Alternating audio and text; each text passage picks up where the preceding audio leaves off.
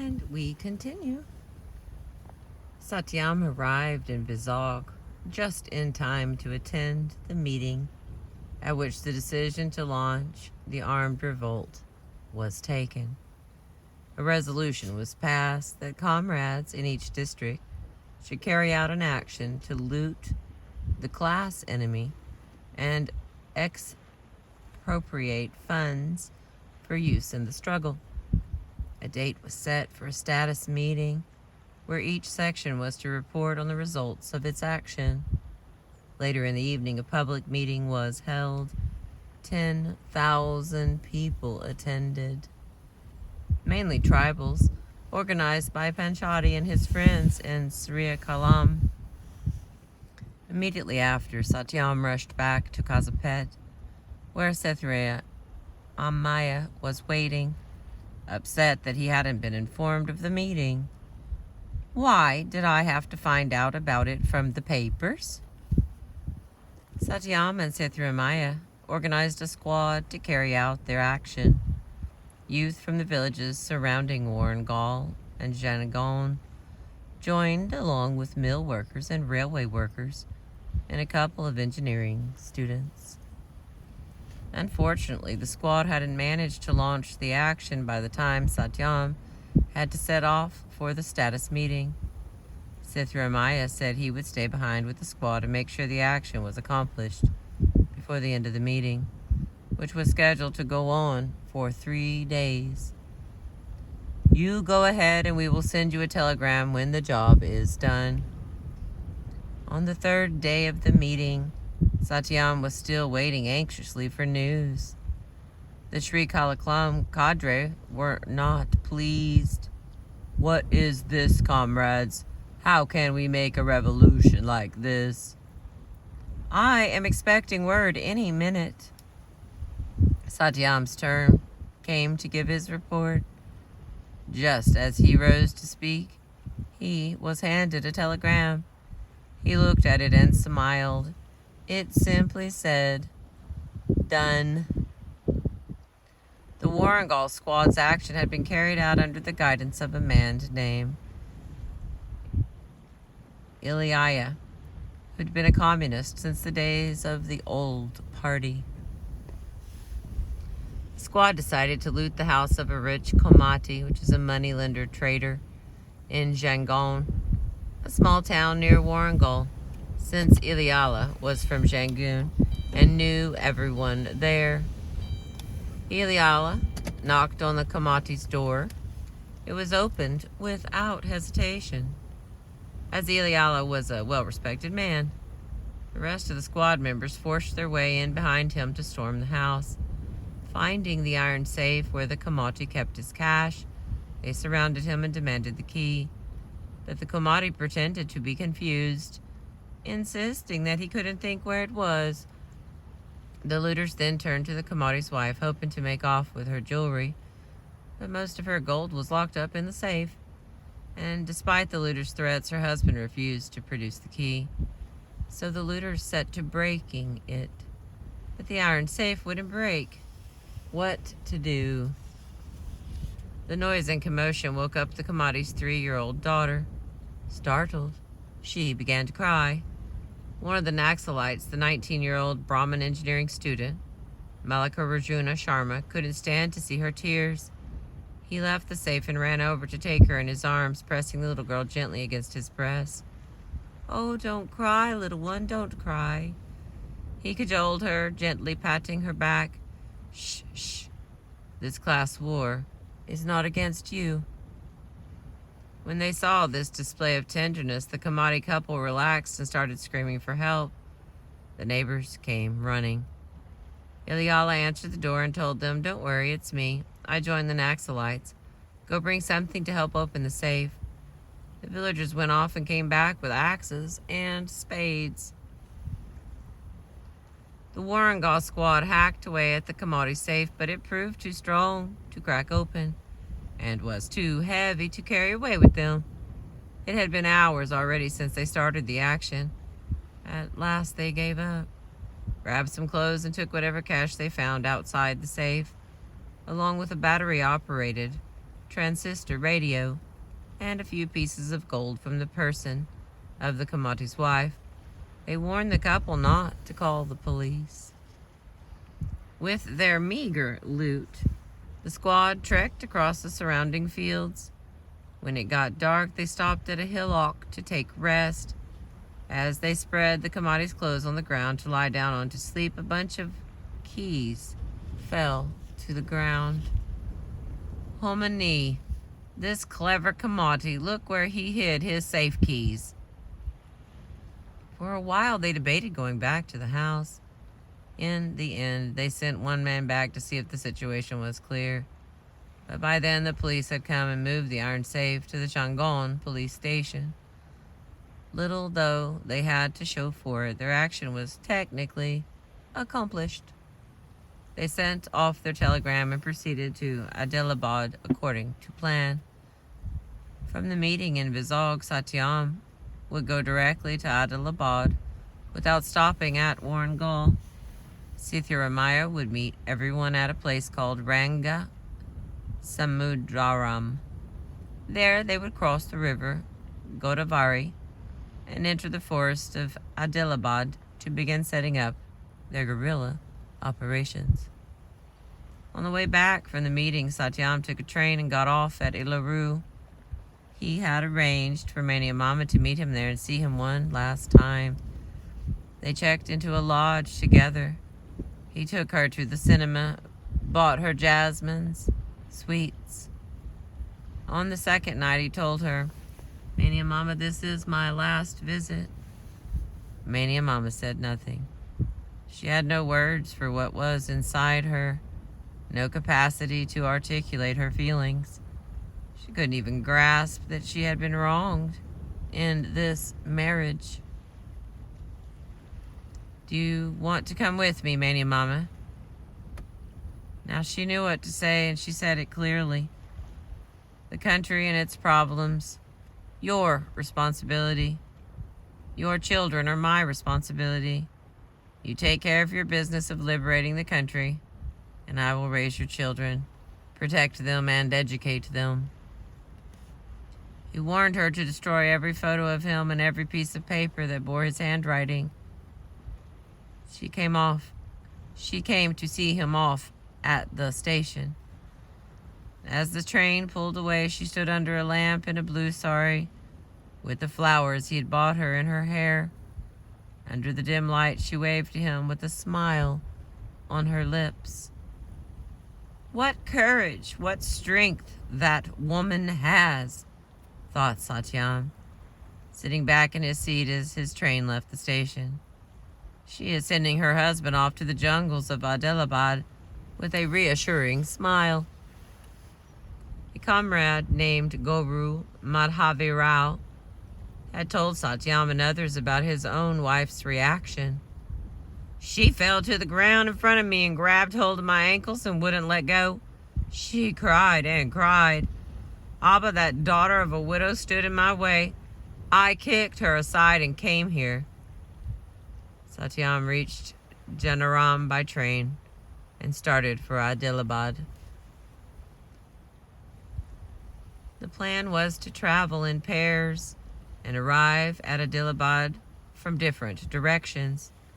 The time was deemed so ripe for armed revolution that all they needed to do was set out, and throngs of youth would join them on their way into the jungles. Iliala and another comrade started for Karmanagar. At Loksatapet, they stopped at his favorite tea stall, where the teenaged Muslim server complained, as always, "I hate this job." "Come with me, then." The boy followed them. An aged Brahmin with bad legs, a nostalgia for the Telangana armed struggle, and a wish for rejuvenation also joined the youthful Naxalites. They were joined as well by a young man named Nagi Reddy, the idealistic son of a rich farmer who had long been waiting for the Naxalites to come to town. Before leaving, Nagi Reddy quarreled with his father and made off with 40,000 rupees for the armed struggle. In addition to that large sum, he brought with him a stack of maps. He was going to be the map expert. News of the movement spread across Telangana. Everywhere people talked of the Naxalites. They are here, they are there. They are here, they are here. What do they look like? Seems like they look like students. In the villages, people talked of the tender concern displayed by the young engineering student, Malika Jaranam Sharma, for the scared little girl during the Jangoon action. This became the popular image of the Naxalite. But when the comrades met at Dharmapuri, Mallikarjuna Sharma and his mate did not make it.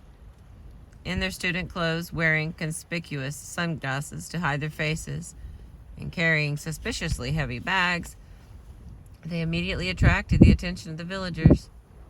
The police were called. Before they laid a finger on the two, the students told all. Y. Kotswari Rao hitched a ride on a lorry that was intercepted by the highway patrol. As soon as the lorry stopped, YK jumped out and began running into the shrubs on the side. The police were bewildered. They had stopped the lorry only to check if the driver had proper papers.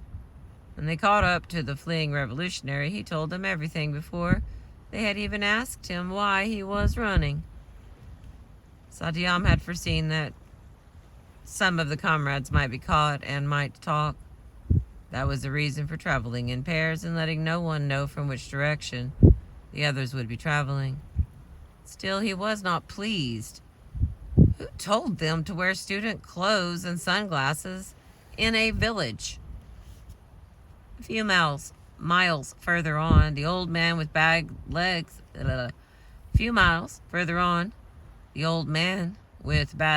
declared, "I am going back home. I did not know revolution involved so much walking." Every time they stopped to rest, Nagy Reddy spread out his maps. "Here, if we take this road, then we have the cover of this hillock. Then on the other side we have a dirt path." They were in awe of his knowledge, but could not follow what he said and did not need this level of expertise. Not just yet, anyway. The men arrived on the banks of the Gadari River. They bathed in it and rested. In the early hours, they boarded a bus to Ranga Samudaram. There, a poor washer caste man joined. As they approached the Lambadi Thunda, which is a colony, the Lambadis wept with joy. "Sons, where have you been? We have waited for you 15 years. They remembered the Telangana armed struggle. 2 Lambadi youths joined, Bahumaya and Kishta Gowda. In the afternoon, the comrades gave some money to the washerman and sent him into the village to buy rice, lentils, oil, and salt at the Kamati shop. The Kamati stared at the washerman, who all his life had wrung his hands, bent his waist, speckled his speech with, "I am your slave, sir," while talking to the powerful villagers like the Kamati.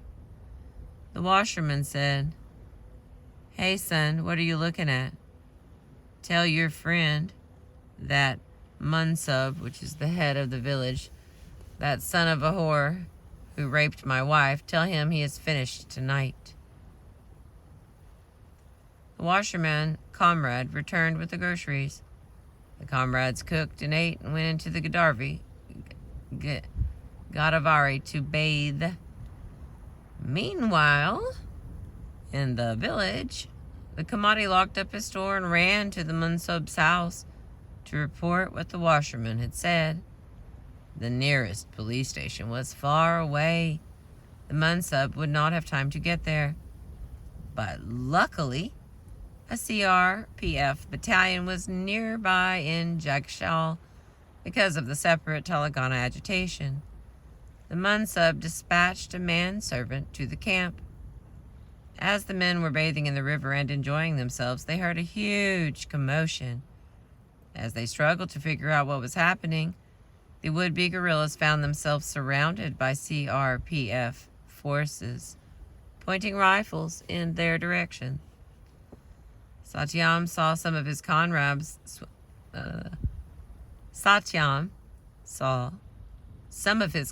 swimming and others running away. He could do neither. He was dazed. He could see the two Lambadi youths swimming away fast, bobbing like jockeys galloping away on horseback, their white turbans blazing in the sun.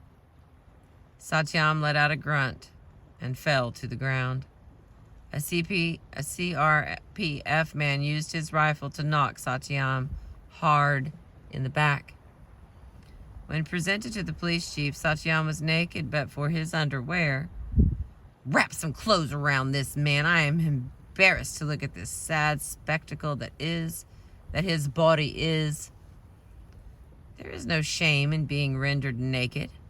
There is shame only if I abandon the revolution." Along with hundreds of men arrested for their participation in the separate Telangana agitation, Satyam was thrown into a camp. Half naked and hungry, he squatted on the filthy ground. On the third night after his arrest, when everyone was asleep, Satyam got up on his tippy toes and slipped away. He walked through the fields, stopping to hide behind shrubs to check if he was safe. He was hungry, exhausted, alone. His heart was pounding. He didn't know what had happened to his friends. Where was he going to go? He was hundreds of miles away from any place he knew, with no proper clothes, no footwear. No one was likely to help him. It was jungle all around, no human beings. Strange howlings of animals and flappings of birds. He was scared to death when a twig broke under his foot. Sometimes something would scurry in the dried leaves. He would stop still, holding his breath. Hours passed. He kept walking. In the dark, he suddenly began to see eerie creatures. He could not see their figures. They were there, stout, squat, dark, features unrecognizable. They were staring at him. They stood surrounding him, their eyes burning in the dark, darting here and there. Why are they not coming after me? Why do they just stare? Exhausted, he gave up and fell to the ground. Waking, he realized the stout figures were young palm trees, the burning eyes fireflies. After 2 days, Satyam reached the safety of a friend's house. And here's the last section of this chapter, chapter 9. On May 27th of 1969, 6 months after the cave meeting, as they returned from a meeting with Charu Majumdar in Calcutta, Panchati Krishnamurthy and 6 comrades were caught getting off the train at Sompeta. They were taken into the woods and shot dead. Soon after, in the hills of Rangnamasha, Krishnamurthy's wife, Panchati Nirmala, along with Subba Rao Panigrahi, a key leader of Srikakulam armed revolt, and 4 others were arrested, taken to a police station, tortured, and killed. Their bodies were tossed onto the roadside. 18-year-old Shandu's mutilated body was found hanging in a hotel room, staged to look like suicide. Between March of 1970 and August of 1971, 1,783 young supporters of the ML were murdered, according to police records. The actual toll was likely higher. On August 21 of 1971, up to 1,000 were killed on a single day in one neighborhood in Calcutta. This was the period when the word encounter entered the Indian English lexicon to refer to police killings of unarmed Naxalites, who were always said to have died in an exchange of fire between the police and the Naxalites. With the killing of Panchati, Satyam took over the task of meeting Shahroo Majumdar in Calcutta. He was the only one to take on this role and survive. However, the meetings came to an end when a courier succumbing to police torture gave away Shahroo Majumdar's hideout in Calcutta. He was arrested on July 16th of 1972. No one was allowed to see him in the jail, not even a lawyer. 12 days later at 4 a.m., he died in the same Lal Bazar lockup, which was notorious for torture. His body was not released to his family. As the police took his body to a crematorium, the whole area was cordoned off. In 1975, Bhumia and Kithsha Gowda were hanged. The movement in Calcutta was snuffed out. The Sri Kalakam revolt was crushed as soon as it was launched. The two survivors, Satyam and Sitharamaiah, would escape to Hyderabad, where they prepared to launch a new movement, the People's War Group, the most notorious, famous, and successful Naxalite party, a thorn in the side of the Indian rulers. Thenceforth, the duo would be known by their noms de guerre, SM and KS. 25 years later, two of their old recruits from Warangal, both students, one who studied electrical engineering at REC and the other who was getting a master's in science at Kakatiya University, took the reins of the party. They shifted the base of their guerrilla operation from Telangana to Chhattisgarh in Madhya Pradesh and changed the party's name from People's War Group to Communist Party of India, which is Maoist, and their class base from peasants in the countryside to tribals and jungles. They are now engaged in a bitter struggle against the Indian government and some of the world's most powerful corporations, which are after the trillions of dollars worth of mineral wealth lying under the lands and habitations of the tribals. Today, if you visit the site of the temple in the hills around Guntur, where the famous cave meeting took place, you will find a monument erected in memory of Shahroo Majumdar and the martyrs of the armed struggle in Sri Kakalam.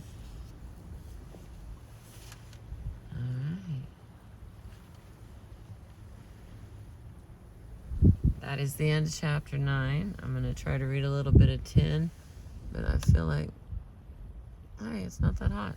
Let's do this. Thank you again for being with me. I appreciate you. Beginning of chapter 10 and the final chapter. Manjula never bothered to christen her third child. Ganja Raju came to see the new baby. Somehow they began talking about Italy and the Risorgimento, he said. Why not call her Anita, after Giuseppe Garibaldi's wife? So they gave her that name, spelled the Indian way, in Anitha. Christianed or not, Anitha brought good luck to the family. Prabhakar Rao finally passed his M.A. Not only passed it, but he stood first. This time he admitted he had taken his wife's advice.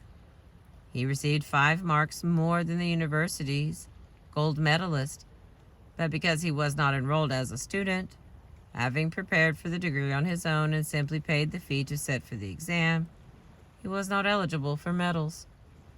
With the high demand for English lecturers, he immediately found a post.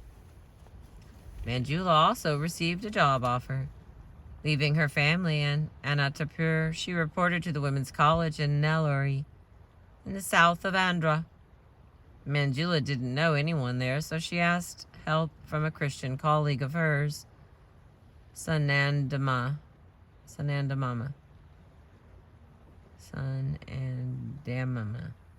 Sanandama and her 3 spinster sisters, all of whose names started with SU, helped Manjula find a house right next door to them in James Garden, an untouchable colony.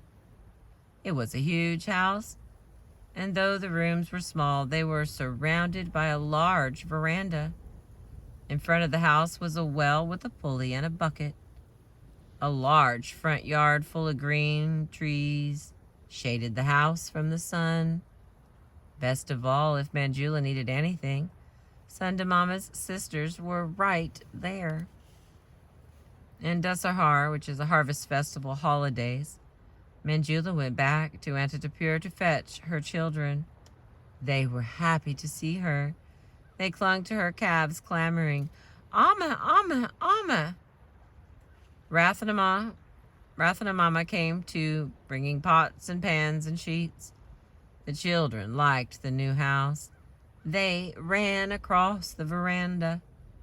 The family had no cots and slept on the floor. Suja with her Nayanamama, father's mother, and Babu and Anitha with their mother. Rathanamama, waking early to set up the kitchen, found monkeys had broken into it overnight. She ran out screaming onto the veranda. The house was surrounded by 30 or 40 monkeys. They were sitting on the branches of the trees, on the roof, on the veranda itself. Big ones, smaller ones, babies, black-assed and red-assed. They seemed angry that their territory had been invaded. Rathanamama and Manjula grabbed the children and locked the doors. Like animals in a zoo, they gazed out at the monkeys looking in through the windows. The monkeys started dancing and screeching and strutting about. After 2 hours, Manjula ventured out to get help from the neighbors. "No one can stop them. You just have to manage somehow." Hindus would not allow the monkeys to be killed because one of their gods is a monkey. The family stayed in for days. Then Manjula borrowed a large stick from the neighbors and went out to buy groceries. On her way back, the monkeys launched a surprise attack and made off with the groceries, screeching triumphantly. In time, Manjula learned to wait until after dark, when the monkeys went off to other trees to sleep, to bring groceries home. Another time, Rathanamama, cutting vegetables, was set upon and robbed of the produce. The family had to cook with doors and windows closed and latched. The back and front yards and great big verandas that were the house's best feature were useless, as the children had to stay indoors at all times. Manjula consoled herself. The ordeal would soon be over.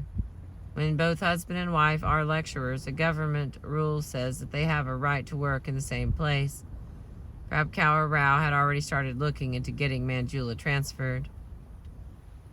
Manjula enrolled Suja in the American Baptist Mission School, a pleasant, spacious, peaceful school. In missionary schools, where the staff are all untouchables, the untouchable children aren't made to feel out of place. Manjula paid the fees, had Suja's uniform tailored, and hired a rickshaw man to take her daughter to school. Babu and Anitha, 3 and 2 years old respectively, stayed home with their Naya Mama. Rathanamama didn't seem happy to be there, but the children needed someone at home. The principal of the college where Manjula taught was a despot little spinster named Svigami. For some reason, as soon as she met Manjula, Svigami took a visceral dislike to her, recoiling from her physically. In the first month Manjula was in Nellore, Svigami marked Manjula late 5 times, though she was never late by more than 2 or 3 minutes. She tried to leave early, but every morning the monkeys delayed her. Because Manjula was on her own in Nellore, she did not have to hand her salary over to her husband. She was surprised to find out how much better the family finances could be managed. She had neither savings nor debts. She wanted nothing more than for things to continue in this way. Someday soon she would be allowed to transfer and the family would be reunited. One time, when she used her lunch hour to visit Suja's school, she was amazed to find that her daughter's teachers had so far taught her only the Ka Gunagatham, the first one that is taught to children learning to read. A Gunagatham is the set of different ways that each consonant in the Telugu script can be written in combination with the 12 vowel marks. Telugu has 36 Gunathams, so learning the first one for the consonant Ka is something like learning the first letter of the alphabet. Manjula had assumed that Suja had already been taught all 36 because she was writing and reading them at home. She had made out the pattern from the one she was taught and picked up the rest on her own. Manjula was pleased to find an old acquaintance of hers in Nellore, her AU batchmate Nessie, the Christian girl. Manjula took her children to pay a visit to Nessie. Nessie bragged on and about her children. Finally, Manjula also felt as if she could tell Nessie a cute thing that one of her children had done. My son sometimes becomes so adamant. When I make squash, he demands okra, or he won't eat. Nellie cut her short. Boys like that grow up to become Narahanthoku, she said, using a biblical word for murderers. Another lesson for Manjula: never talk about your own children. Neither brag about nor belittle them. Some years later, Nessie would bring a small boy, the son of a poor family in Kakinada, into her household to work as her servant. After he left home, his parents never heard anything from Nessie or their son. They were too poor to travel to Nellore to find out what happened. When someone who knew Nessie and Nellore visited Kakinada, she told Manjula the word in the town was that Nessie had beaten the boy to death. At Nessie's house, her own children were given some kind of snacks to eat. She didn't offer any to Manjula's, who looked at them with curiosity. They had no notion of what snacks were. It made Manjula deeply sad to see this. On the way home, she had the impulse to take them to an ice cream parlor. She explained to her children that ice cream was a nice thing to eat. To them, it was like a scoop of paradise. Watching them eat it, Manjula made a vow. Every month, the day she got paid, she would take them for ice cream before the money got spent on other things. In Nellore, all 3 of Manjula's children contracted some terrible skin disease that produced boils. Babu got a few on the forehead, while the girls had such big ones and so many of them on their bottoms that they couldn't sit. At one stage in the life cycle of these eruptions, her daughters' little globular asses looked like pink-brown breasts with multiple pus-colored nipples. Suja had to stop going to school and couldn't be restrained from scratching. Manjula took the children to a doctor and did all he told her to do. She changed their shetties underpants often, washed them after they wet themselves, kept their sheets clean, but nothing helped. That James Garden was a filthy, filthy slum. The sooner they moved out, the better. Manjula prayed to God for her transfer to be approved. Rathna Mama, an uneducated woman who never stepped out on her own even to go next door, never understood the problems of her employed daughter-in-law. As Rathna Mama hated Manjula more and more, Manjula grew more and more depressed, making Rathna Mama hate her more and more. Neither of them had any concept of stress or mental illness. Rathna Mama would discuss her daughter-in-law with the neighbors. Always complains of headaches. Why is she like that? A trick to lie in bed and do nothing. Maybe she is possessed. Why don't you take her to Priscilla's husband? Priscilla, a name that everyone, herself included, pronounced Priscilla and her husband were household servants in a sheikh's house in Kuwait. They were in Nellore on vacation. Priscilla's husband had lately earned a name for himself by performing exorcisms, ridding possessed women of Satan. Manjula hated the idea. A lowly servant, a former slum dweller. The audacity of these people to suggest such a thing. She didn't refuse, though, because she knew the preacher had already told Rathnama that the devil would refuse. Refusing to undergo an exorcism was a sure sign that one is possessed. Manjula already knew what the ceremony involved. Priscilla's husband would have the possessed woman kneel on the floor with her hands folded in prayer. He would then ask her to close her eyes as he started a prayer. He would hold a Bible in one hand, and on the other he would place on the head of the possessed. He would talk to God, ask him to drive the devil out. He would pray and pray. He would talk and talk. His pitch would go up as he talked faster and faster, louder and louder, until he was speaking in tongues. Then suddenly he would smack the poor woman's head with the Bible in his hands. With eyes closed, the possessed wouldn't see it coming. She would pass out and fall to the ground. When she came to, he would declare the devil had been driven out. Manjula knelt on the ground as Sandamama's mother and Rathnamama watched. Manjula crossed her eyes as she was told, but kept all her other senses sharp. She had to be ready.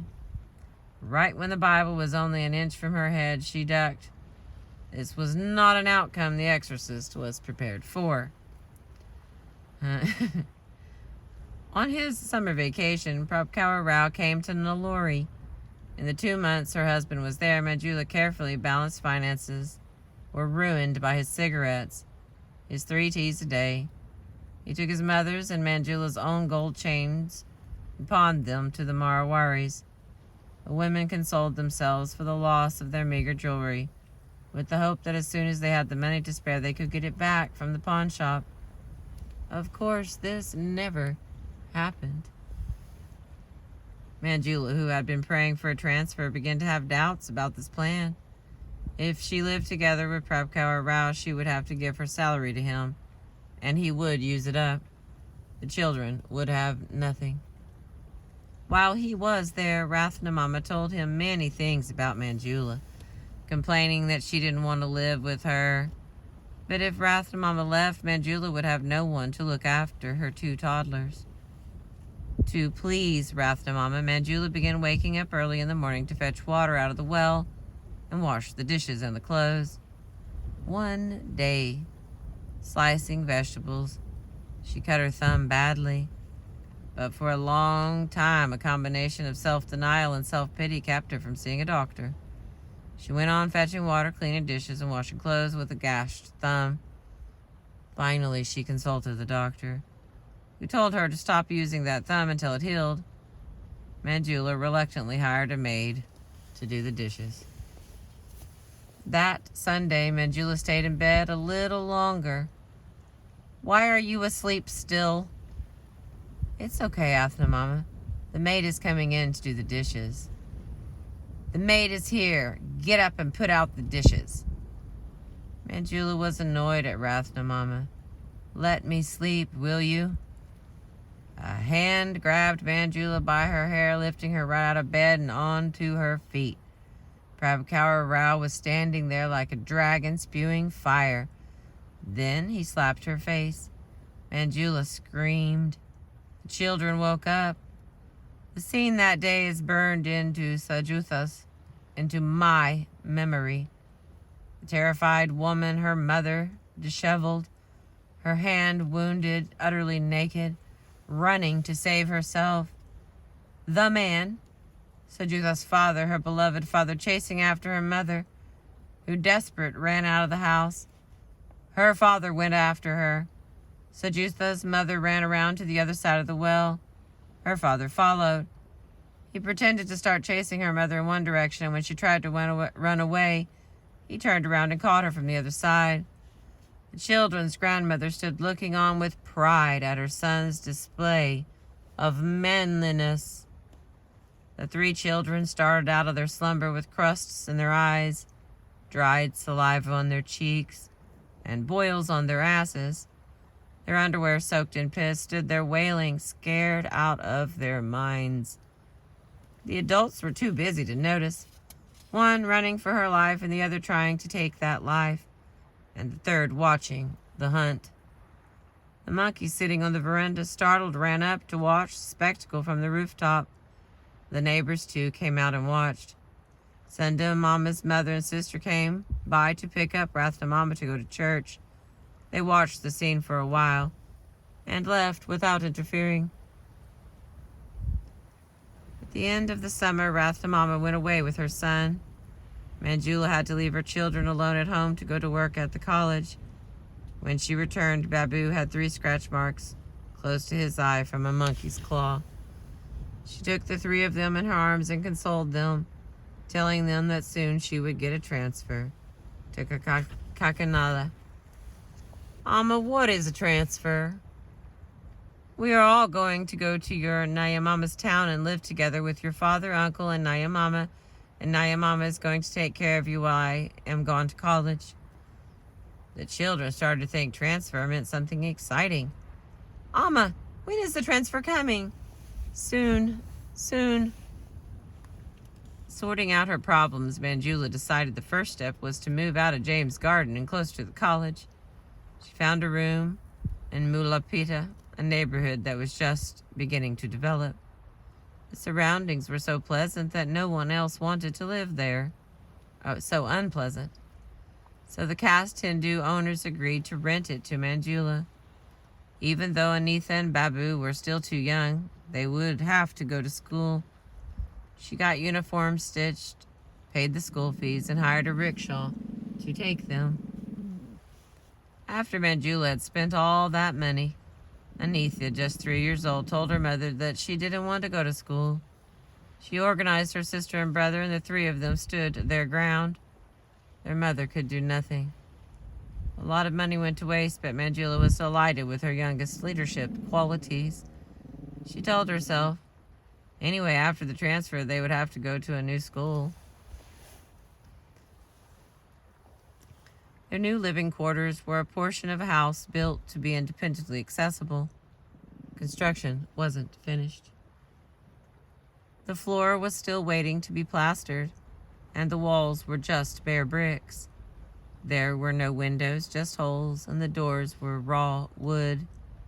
They had just one small damp room and a dark kitchen, which was also the bathroom. There were no steps in front. The floor of their rooms was level with the street, and the street was not paved, but just loose dirt. Centipedes and scorpions crawled in through the cracks between the bricks. But it was going to be temporary because Manjula had heard from Prabhakar Rao that he was going to get a transfer to Kakinada, and soon her own transfer there would be arranged. There was no question of his joining her in Nellore, even if that was possible, which it wasn't, as there was only a women's college there. She wanted to flee that town to get as far away as possible. The children wouldn't go to school, but Manjula decided to try at least to take care of their nutrition. She got the idea to give them cornflakes, as they do in England and America. She went to a high-class store that had recently opened in town and bought a package. If anyone found out, her relatives or colleagues or friends, they would be sure to ridicule her for her fancy ideas. She explained to her children what cornflakes were, and when she told them that was what they eat in foreign, Babu and Anitha were unimpressed, but Suja's eyes widened in wonder. Manjula sat on the low stool in front of her little hearth and lit a fire. She put the milk on and the hearth and fanned it for half an hour until the milk boiled. Then she put the cornflakes in a big tumbler that she used to make sharu, mulligatawani. She poured the hot milk in and added a heap of sugar. Sajutha watched in awe while the other 2 were suspicious. When the meal was ready, the eldest child put a spoonful in her mouth and felt dizzy and nauseated. Manjula tried patiently for 3 days to get her children to eat the cornflakes. They didn't like them, and it took too much time and too much effort to light the fire and keep fanning it until the milk boiled. For months, she couldn't get herself to throw away the package. So much money down the drain. She kept the box as a souvenir and a token of modernity. One evening, Manjula came home and saw her eldest daughter's hair all sticking up in a swirl on top of her head, with a small cropped circle at the crown. She questioned her daughter as to where she had been. Had someone come into the house? Suja said no to everything. She was 5.5 years old and felt too ashamed to tell anyone the neighbor boy and his friends had made her stand still while they spun their tops on her head. Heavy wooden tops with sharp carpenter nails at their base. The nails made a small bloody hole in her scalp, and the hair was snarled and cut short. The boy and his friends had bullied the 3 children while Manjula was away teaching. Whenever she could, Manjula would leave the children in someone's care. She discovered that a very, very, very distant relative, Prasanna Rao, a Mr. Nilabaram, lived in Nellore. He had a son in his late teens who suffered from TB and stayed home. It was safer to leave the children with a TB patient than with no supervision at all. Children spent the sweltering afternoons running around outside. Mr. Nilabaram's son was nicest to Suja. One afternoon, he put his hands in her armpits and lifted her up, standing her up on the cot. He opened his lungi and pulled out his juju, Manjula's made-up word for genitals. Suja had never seen a juju like that before. It wasn't small and mouse-like. It was hard like wood and big. It was burning hot with fever. She felt bad for that Anna, big brother, that this thing was hurting him, which is why he was asking her to caress it. He moaned and whispered. Somehow she knew that this also must be something to never tell anyone. Manjula could only hope for her transfer to come and their nightmare to end. She rushed home from college each day and spent all her time with her children. She fed them, bathed them. The 4 of them slept on a thin sheet on the bare, rough floor. She told them stories. They fought amongst themselves to be at her side, with their knees in her ribs or their legs on her belly. One night it rained and rained. It was cold and damp. Absorbed by the concrete, rose up from the floor. The children and their mothers, scared of the thunder, huddled against one another. They couldn't sleep. Every time there was a peal of thunder, they all screamed. Then they saw it. The bloody head of a snake. Just the head. It came in through the crawl space under the door and went crawling across the floor. They saw it crawl silently, purposely, relentlessly, making a drawing in blood on the floor. It crawled and crawled. They were scared to breathe. At last they saw it go out through the kitchen. In the morning, the Hindus told them that when it rained, all the snakes from the swamps come out and swarmed around the slightly higher grounds of the house. Some animals must have eaten most of the snake, leaving the head to crawl off and die. The next day, Manjula moved out. She rented a portion in a Christian house. It had 3 rooms and was too expensive for Manjula. She approached a colleague of hers, Margaret, an unmarried zoology lecturer, who was also looking for a place. Even though Manjula had found the place and paid the major portion of the rent, Margaret took the best, most private room for herself, leaving Manjula and her children in the open room in front with holes in the roof. They used the sharu bowl and the water pitcher to catch the rain. Margaret saw the children sitting on the floor in a row while their mother made rice balls and put them in their mouths. Margaret was touched by the scene. Look at that. 3 pairs of Ala Shapola, mother of pearl. Their eyes are just like Ala Shapola, so wide and big. These tender feelings lasted but a moment. Ever after, Margaret did her best to keep the children from coming near her.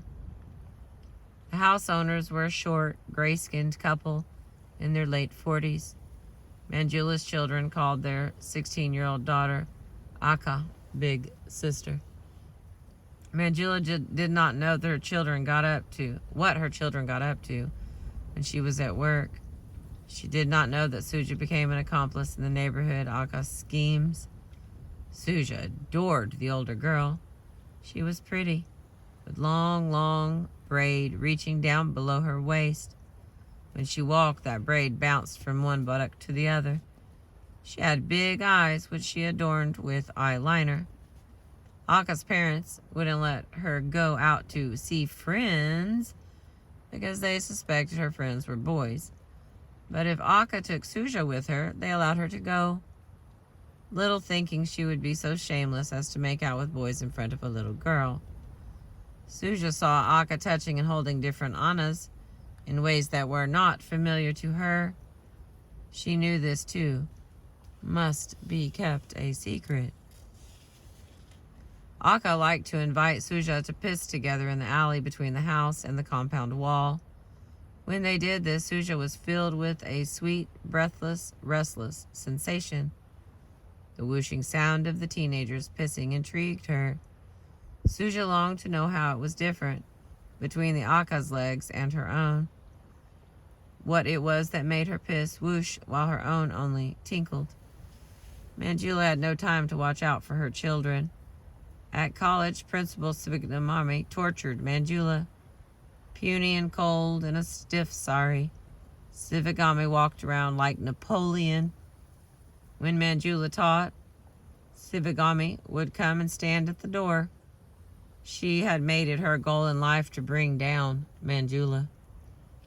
When Suja had a fever, Manjula went to college to ask Sivagami if she could take the day off. "Respected Madame, I need 1 day casual leave as my child is ill." "How old is this child of yours?" "5, Madame." Sivagami laughed until her ribs hurt. "She is 5 and you still call her a child? Come off it, will you?" Manjula was forced to stay. In winter, Manjula and the children went to Anantapur on a surprise visit. Their eyes shining with mischief and joy, they knocked on the door of Prabhakana Rao's house. They waited a long time.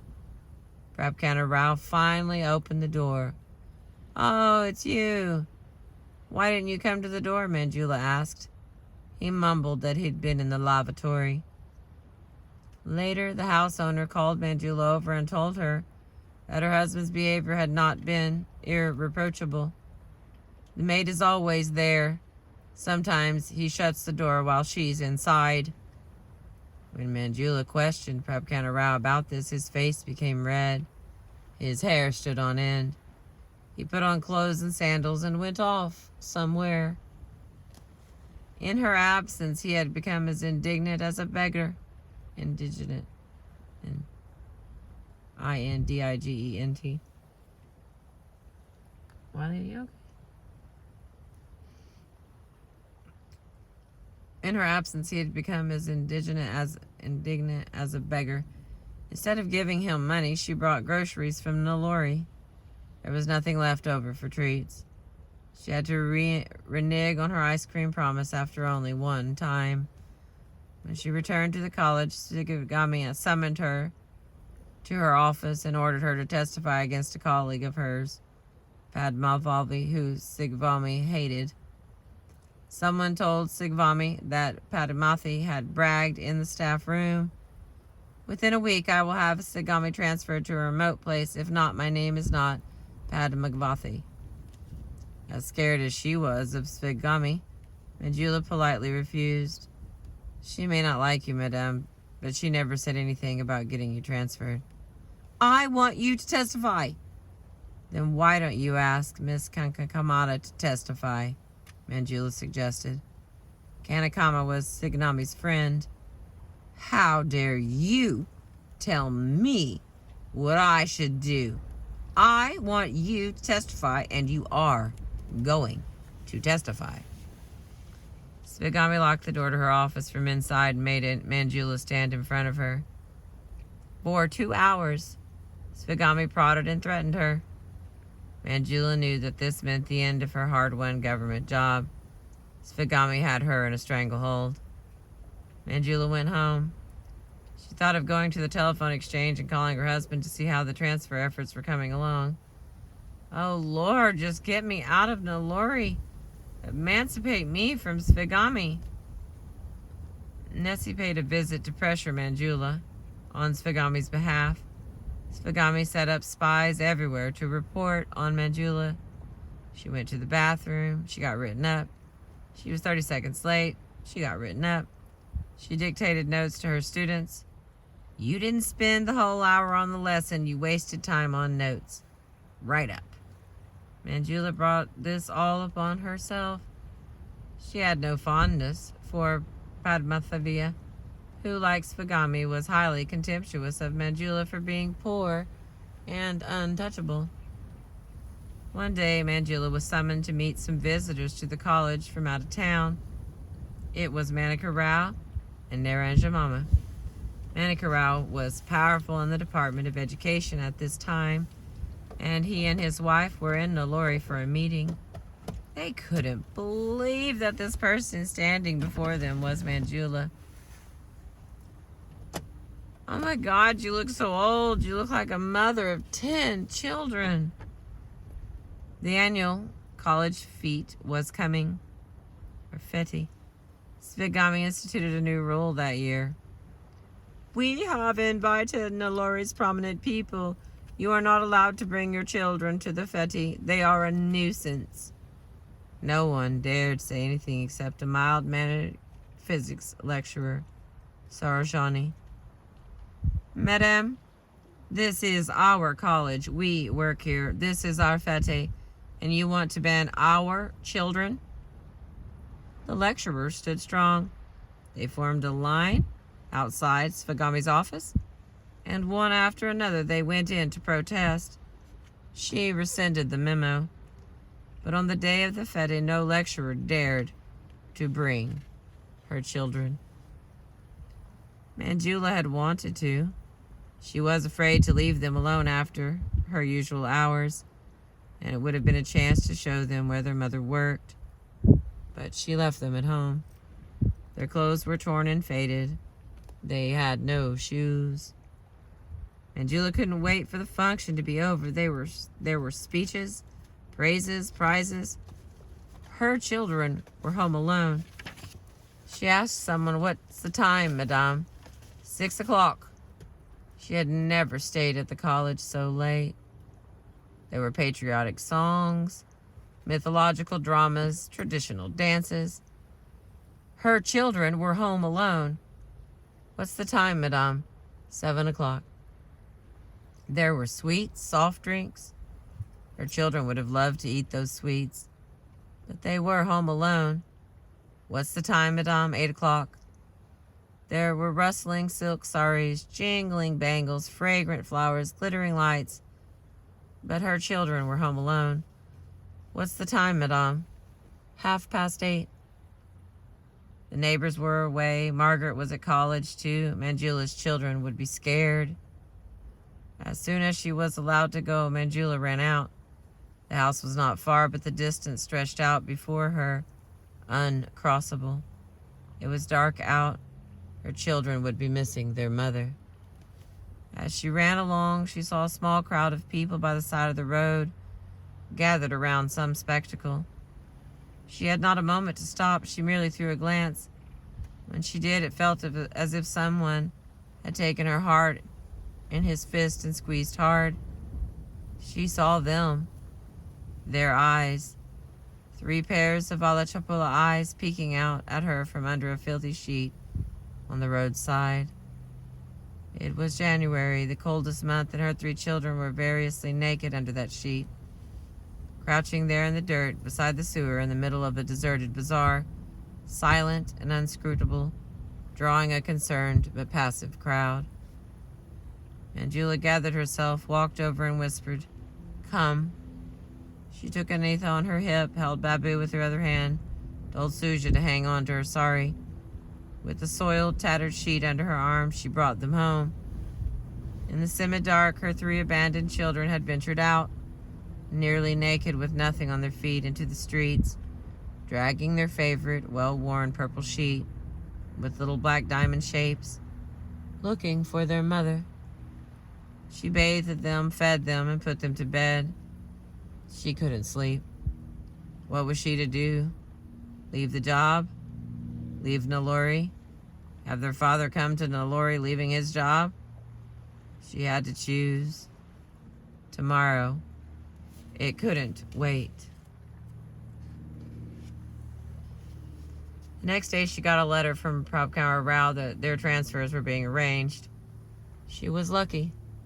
Despite the rule that husband and wife were to be posted in the same town, because of corruption, such transfers were seldom implemented without huge bribes.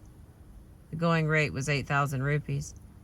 Many women were in Manjula's situation, women who struggled with small children in a society with no concept of organized daycare.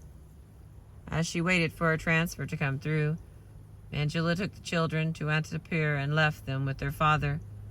She bought groceries and asked one of Prabhakar Rao's poor students, whom he had helped with civil service exams, to act as housewife because her husband could not even make tea, let alone wipe his children's noses and behinds. Manjula missed her children. She missed her little boy, who, when she wouldn't let him put on his favorite knickers because they were still drying, would sit sulking on the doorstep, holding them against his face and grieve ever so quietly, with his mouth a quivering, upended smile and his eyes 2 brimming pools of tears. And Anatha, the most delightful of all. She ate well, played vigorously, loved her mother's stories, wouldn't go to sleep. Every night, to get her to bed, Manjula had to threaten that a police uncle would come and get her. For some reason, Anitha feared police more than anything else in the world. One night, the same routine. Shh, it's night. We all go to sleep. They were to sleep outside in the open in front of the house, all of them on their newly acquired folding cot. Anitha wouldn't come. Look, the police uncle. Where? A man in khaki shorts and a nightstick materialized in front of them and roared, "Go to sleep, little girl, or I will drag you off to jail," startling Manjula. Anitha quickly shinned up onto the cot and shut her eyes tight. The policeman on his way to night shift had overheard her mother's warning. When the transfer came, it read, "Manjula Bai is hereby transferred to Kakinada's Women's College upon relief." That, upon relief, was the key. The woman who was supposed to relieve her was posted in Hyderabad. No one working in the big city would ever agree to leave it to come to Naluri. Svigami called Manjula to her office.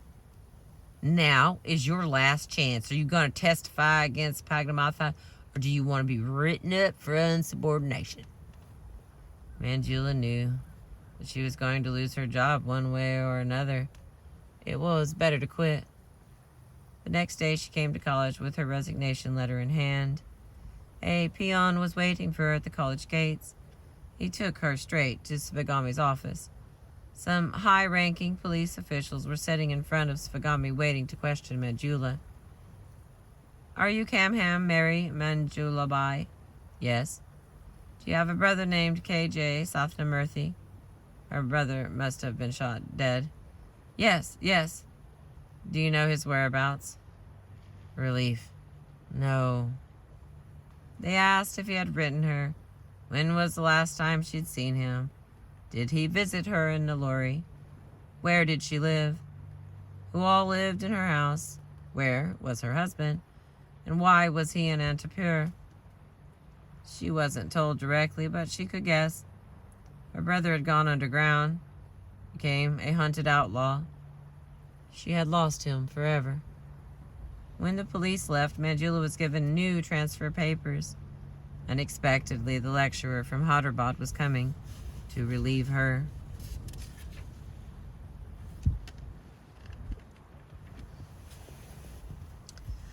And the last part of chapter 10 here. Transfer did not emancipate Manjula from Svagami. She too was transferred the same week to the same college. She would stay there until her retirement 3 years later, subjecting Manjula to continual abuse. Because Manjula's salary was garnished to pay back old debts incurred in Anantapur, she was not eligible for promotion according to the government rules. While all her contemporaries and juniors went on to become principals, she remained a lecturer to the end of her career. Since she and her husband now both had permanent jobs and regular incomes, Manjula had entertained a hope that their financial troubles would finally go away. But that too never happened. In Kinkanada, she lived as married women commonly do, not only with her husband and his mother and brother, but also his uncles, aunts, cousins, and their spouses and children. At any given time, some 20 to 25 people lived in 2 adjoining houses, and as no one else except her husband, and her husband's brother. Percy was educated and employed. The others all lived off those 3 salaries. Although the cooking was done by each family separately, when Manjula was at work, the other families would come and pillage her kitchen for rice, lentils, tamarind, chili powder, cooking oil, and kerosene. If they couldn't find what they wanted, they went to the grocer's and put it under her account. They stole her saris and bed sheets from the clothesline. While in Anantapur, Manjula had noticed that Prabhakar Rao was kind and generous, except when his mother or another relative was around. Now that they lived in a joint family, the 2 of them were never alone. For 21 years they lived like that. After the 3 children had finished school, with 2 having just left home to go abroad and 1 about to, Rathnamama died at the age of 80. Manjula was alone with Prabhakar Rao at last. She finally enjoyed a harmonious, loving relationship with him. It lasted until his death 3 years later.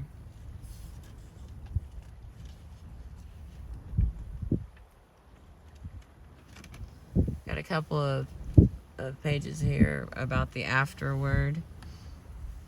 So I'm going to add that into this since this will be the final one. I grew up in the untouchable slum of Elwyn-Pita in Kankanada. All around me was abject poverty. When you are surrounded by so much misery, you don't see it as anything extraordinary. I remember when one of my friends in the neighborhood told me she had had roast venison for dinner 3 days in a row. I laughed along with her, knowing that was her ironic way of saying she'd gone without eating. I was thinking of the joke she was making, and not that some people don't have anything to eat. Yet 2 things I witnessed when I was 7 or 8 years old especially horrified me. Whenever I think of Elwyn-Pita, these moments come back to me. They will haunt me until I die. A woman named Santoshama, with her 2 gaunt teenage sons, lived across the street from our house under a thatch supported by 4 posts. She was only in her late 30s or early 40s, but her body was so ravaged by starvation that she couldn't walk anymore. She lay on rags under the thatch, moaning day and night, hungry and in pain. One day she just wanted something to eat. She sat up, but she couldn't stand up. She put her hands on the ground behind her, propping herself up on the heels of her palms. She lifted her ass up and propelled herself forward. Then she lowered herself to the ground again and stretched out her legs. Repeating these steps, she crawled all the way across the street, through our front gate. I was skipping rope in front of our house when I saw her come through the gate. I stopped and stared wide-eyed at the sight of her in her rags.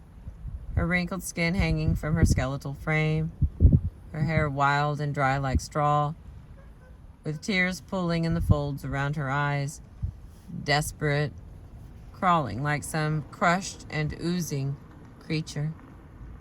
She continued around the side of the house toward the kitchen and back to beg for some food from my grandmother.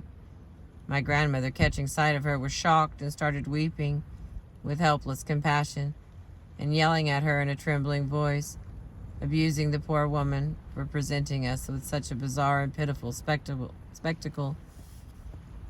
My mother would hire another woman named Ruthama to do chores in our house. She was washing dishes in a bucket on the kitchen floor when I walked in, eating a piece of apple. It was the day after Christmas. We could afford apples only at Christmas. A couple of apples for the whole family. Ruthama looked at that piece of apple in my hand with such a stupid, lustful grin, salivating openly, that I could not eat it anymore. I knew that she had never in her life tasted an apple. I can't remember if I gave it to her. Experience like this made me wish there were no poor people in the world, but how could that be achieved? Growing up, I heard about my uncle through my mother.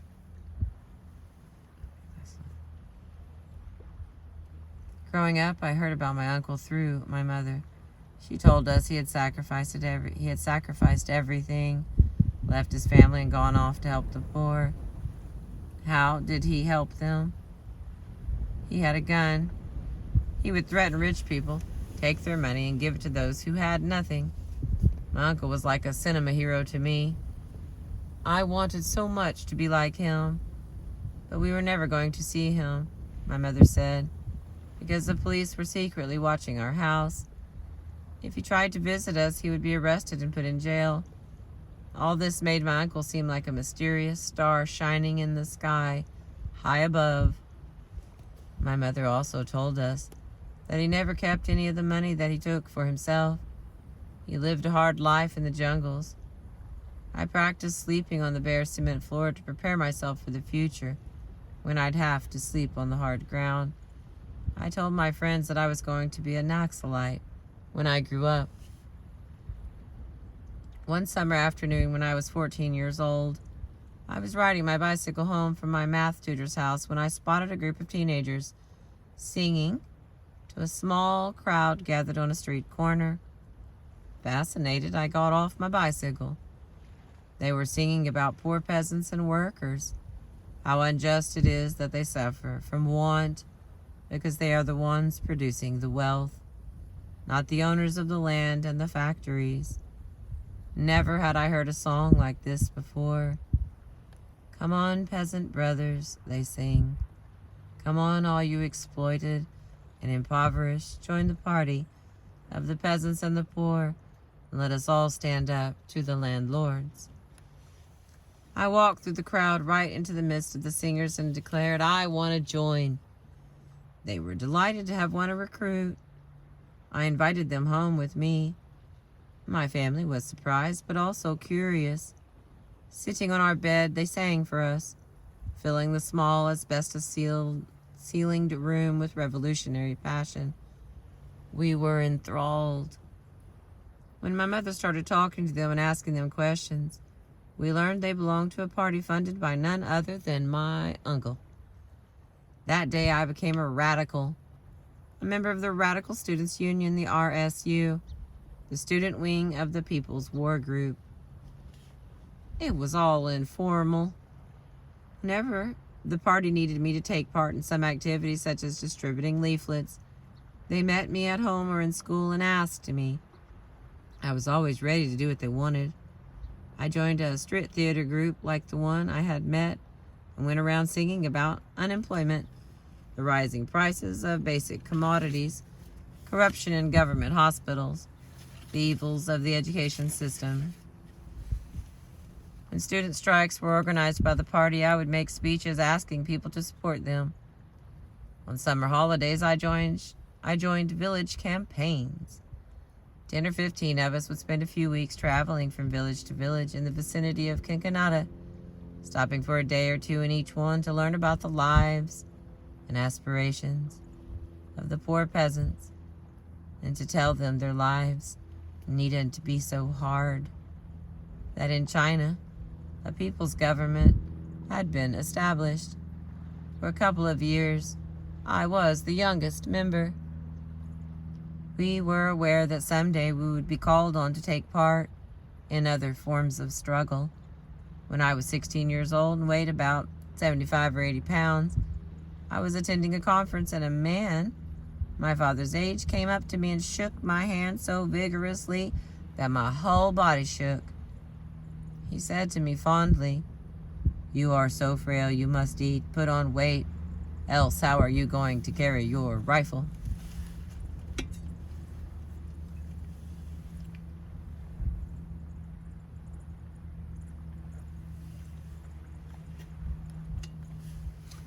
The party stood for People's War, an armed struggle against the landlords to seize their estates and distribute the land to the poor peasants who actually worked on it.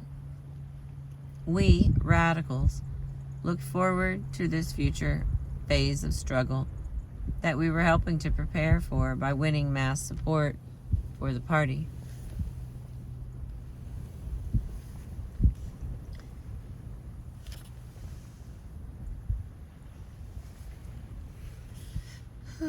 In the meantime, we were very much on the receiving end of violence at the hands of the landlords and the police. Hundreds of PWG members and sympathizers were arrested. Torture in custody was routine. Every month I would hear of comrades being shot dead, including many students. We were aware of these dangers, but they did not frighten us. We knew they were part of a revolutionary's life. In fact, we dreamed of how heroic it would be to face repression without betraying the party or losing our revolutionary zeal. Then, I myself faced it. When I was 19, I left home to enroll in a master's program at the Regional Engineering College in Warrengall. It was the same REC where my uncle did political work while teaching at nearby St. Gabriel. Thanks to him, by the time I got there, student life was dominated by the radicals, and many faculty were Naxalite sympathizers.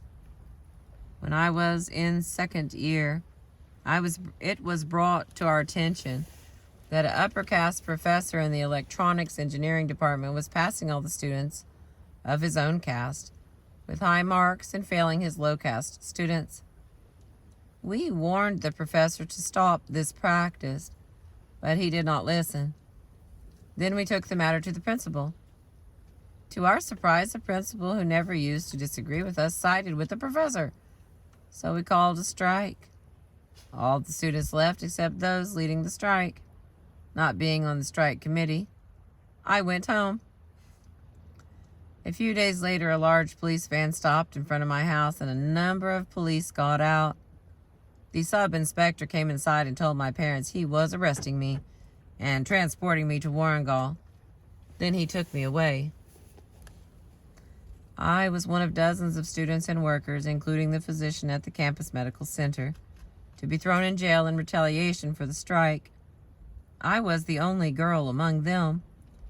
The police made it impossible for our families to find us by continually moving us from one precinct to another.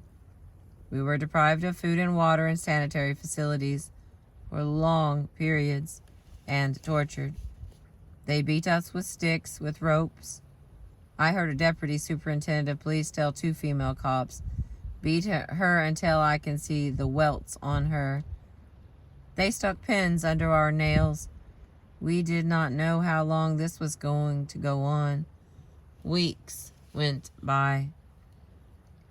Not knowing where I was or even what the charges against me were, my mother went to the state capital of Hyderabad to find a famous civil rights lawyer named Kanabiran and ask him to file a habeas corpus. In response, the police finally moved me to Central Jail, the same one where my uncle had spent some time. My parents had to fight hard to get me out on bail. I'd been locked up for 3 months. During this time, I contracted tuberculosis. Although no charges had been filed, the police issued a warning that if I wanted them to leave me alone, I must get out of Warrengal and never return. I had no particular reaction. Since the day I'd been arrested, my mind had gone blank and I'd just let things happen to me. But my parents were upset that I wouldn't be allowed to finish my master's program. They got an appointment with the assistant superintendent of police to make a special plea to let me finish. The ASP was reluctant. He made my parents promise that I would not talk to anyone at all, while I finished my degree, and that once I did, I would leave. The principal, professors, students, administrative staff, and campus workers were all warned not to talk to me. I lost 1 year. When I went back to school, I was still recovering from TB. My father came to stay with me for 5 months, taking care of me and himself contracting the disease. Under close surveillance and constant harassment by the Warrengal police, I finished my Master's of Science and Technology and left Warrengal. My arrest had an indelible effect on my family. We were socially ostracized. Christians especially avoided us. There was little chance anyone would want to marry me or my siblings. Even those who sympathized with us kept away for fear of police harassment. Of all of us, my sister Anitha, a 20-year-old first-year medical student at the time, suffered most.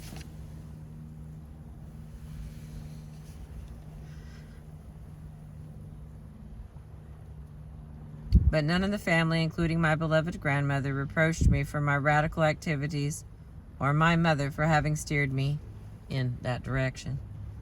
All the radicals had been arrested. Because I was held in women's jails, I did not know what had happened to my friends. But my mother found out while she was running around from precinct to precinct searching for me. Ashok, Joanaya, Satyam, and others from impoverished, untouchable families with illiterate parents were not so lucky as me. They spent even more time in police custody, where they continued to be subjected to torture. They had no one to file habeas corpus or post bail on their behalf. Later, I heard that one of them had a heart attack and died soon after his release, and another hanged himself.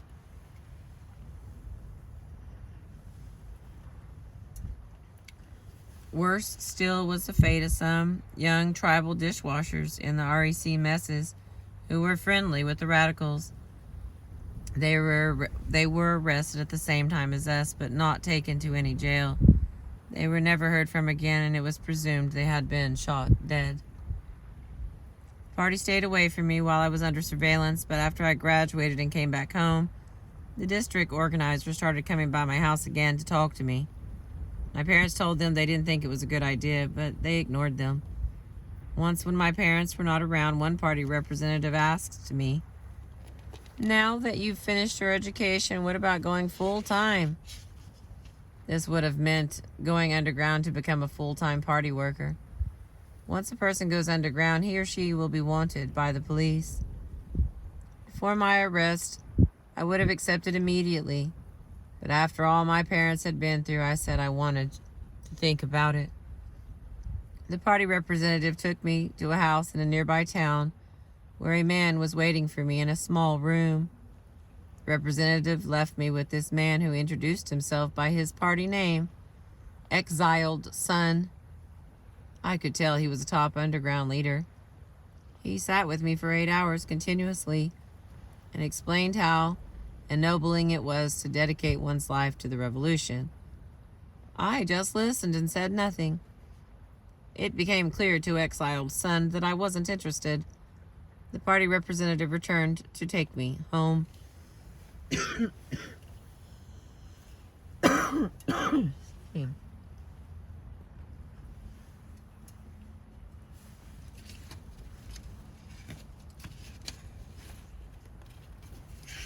Alright, we have 3 pages left.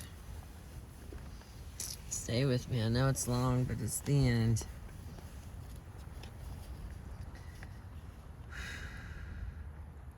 Shortly after this episode, the same party representative came to our house one evening when everyone was home.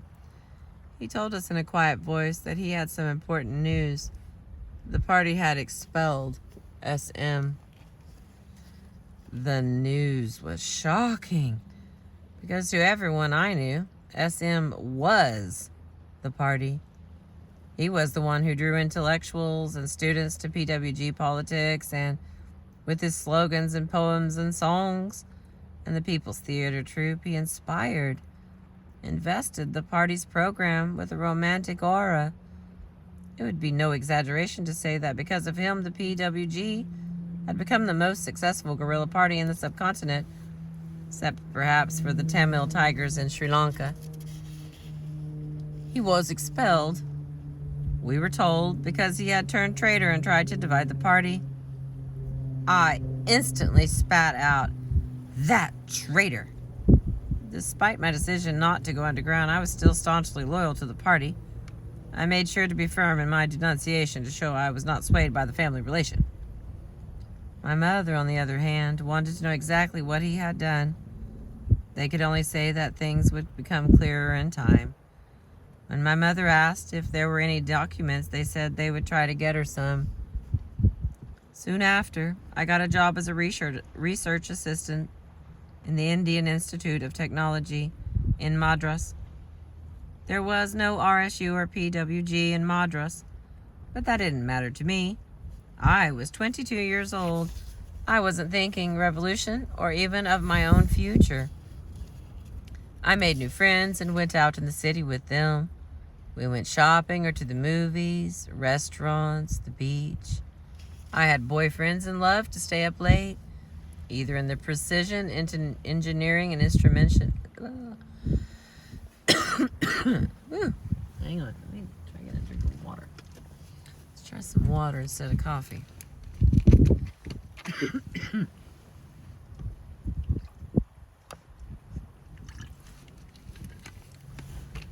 You want some water too, don't you, little dog? That's why you're sad. Okay.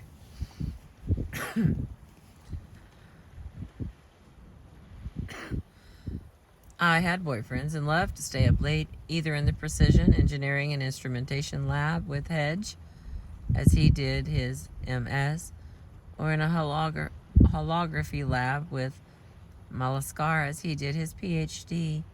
I listened to Western music and read novels.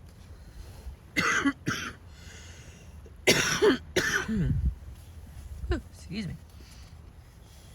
After I had been in Madras for a year, the attendant at the hostel announced one Sunday that I had a visitor. This man in his late 20s introduced himself as Usa and told me in a whisper, "I'm a friend of your uncle's." SM had sent him to explain why he had been expelled. Usa said, so that I could tell the world. In 1984, KS had been arrested while waiting for a train and thrown in prison. During that time, SM, who had been second in command, took over as General Secretary of the PWG. Seizing the opportunity, a group of young, untouchable members approached him and complained of casteist practices in the underground functioning of the party.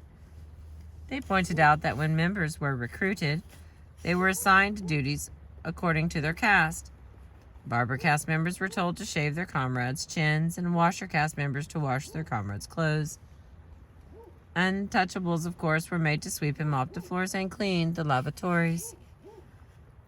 Talk of caste feeling inside the party had always been taboo. But the political climate had changed in the wake of a shocking massacre that year in the village of Karma Shadu, where an entire Madiga settlement was brutally attacked by a mob of 2,000 Kama men, killing 11, after a Madiga woman complained that the Kamas were washing their buffaloes in the Madiga drinking water tank. Awareness of casteism as a political question was spreading amongst untouchables.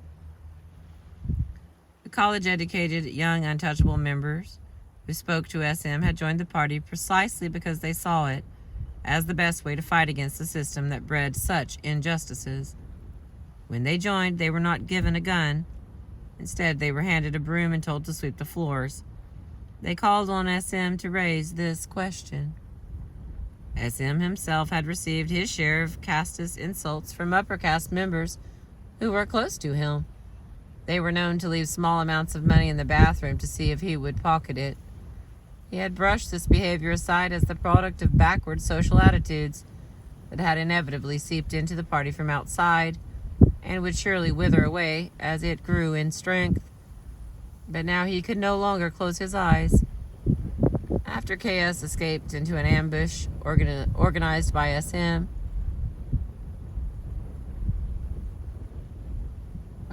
After KS escaped in an ambush organized by SM, he returned as party leader. Once he was back, SM called a Central Committee meeting to discuss the complaints the young members had aired. SM barely had a chance to finish presenting his document. The reaction of the other leaders was swift and ruthless. He was expelled on the spot for conspiring to divide the party. After his expulsion, SM and his companion, a young woman named Parvati, went on the run. Their lives were in danger from both the police and the PWG. I didn't know what to do with this information. I didn't take the mission I was given seriously. But when I went home on vacation sometime later, I learned my mother, too, had been contacted and told the same thing. She showed me a letter she had written to the widely read daily newspaper, Udayam, exposing, first, that SM had been expelled from the PWG, and second, the real story behind his expulsion. But she was not sure what good it would do or who would care. I insisted that we take the letter in person to the Udayam office. There we met with a sub-editor named Vasanta Lakshmi, who took it upon herself to see that it was printed. When the letter came out, it sent shockwaves through Andhra. A few months later, Vasanta Lakshmi's lover, a young journalist named Tirupurni Sravinas, managed to contact my uncle and conduct a series of interviews with him, which, when they were published in Udayam, gave wide publicity to the casteism inside a so-called communist party. Until that time, the general public had not been aware that SM was an untouchable. He was known only as a founder and leader of the PWG and a great poet. As this drama was unfolding, I was preparing to take the GRE, as everyone in every IIT does in his or her final year. I was accepted into the graduate program in America and came here to enroll, leaving everything behind. After 4 years on the run, with a price on his head, SM made a bold move and appeared unexpectedly in front of thousands of people in a public meeting held by the Revolutionary Writers Association as part of their annual conference. The organizers were stunned when he climbed up on stage, took the microphone, and began addressing everyone present, including reporters and police. He announced that he was unarmed, that he had been expelled from the PWG, and that he was surrendering to the police. He made clear he was surrendering only legally, not politically. With this statement, he bound the hands of the police because they could no longer claim he was killed in an encounter. He explained why he had been expelled. Some PWG members present then tried to remove him from the podium by force, but several young untouchables in the audience rose silently in his defense, rolling up their sleeves. The support he attracted from untouchables was to save his life. The PWG could not harm him without alienating the largest section of their base, and despite his surrender, he was never arrested. My uncle's expulsion came at a time of sharpening conflict between the landed castes and landless untouchables. Due to economic changes over the previous decades, untouchable laborers had started seeing themselves as wage workers rather than servants of the landlord. The landlords reacted with murderous violence. In 1991, 6 years after Karamashudu, 8 Mallas were massacred by Reddy landlords in the village of Sundar. The bodies were chopped up and tossed into an irrigation canal.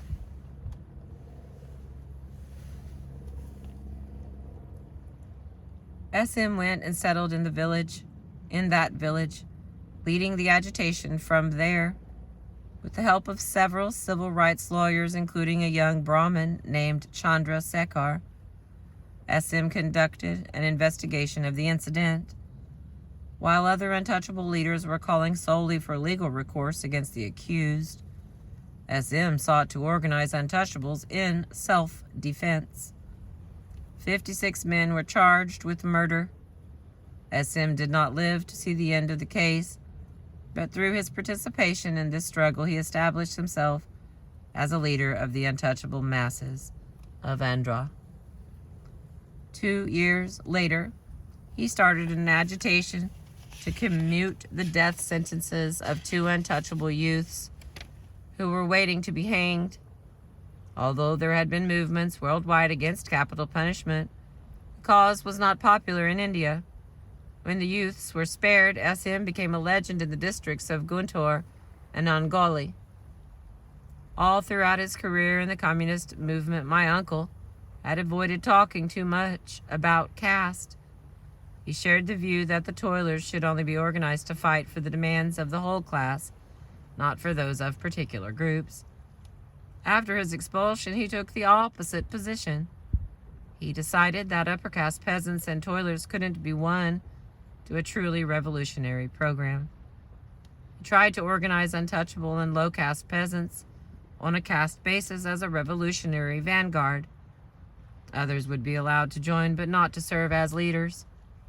To the end of his life, when he was barely able to walk and had to rely on his supporters to carry him on their backs through the jungles, he was trying to start such a party. On April 17th of 2012, 2 days after I finished writing the introduction at the start of this book, I woke to find my uncle's death was national news in India. Thousands thronged to get a last glimpse of him. Even his worst political rivals showed up. For days, all the TV channels in Andhra ran nothing but programs on his life and legacy. The newspapers were full of his poetry.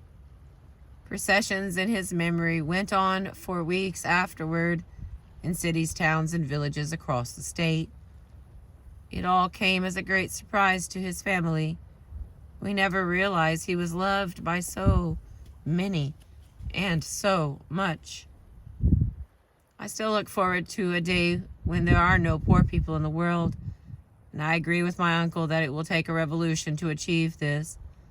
But I disagree with the programs and tactics he espoused, both before his expulsion and afterward, including his different views on the strategic role of the struggle against caste oppression.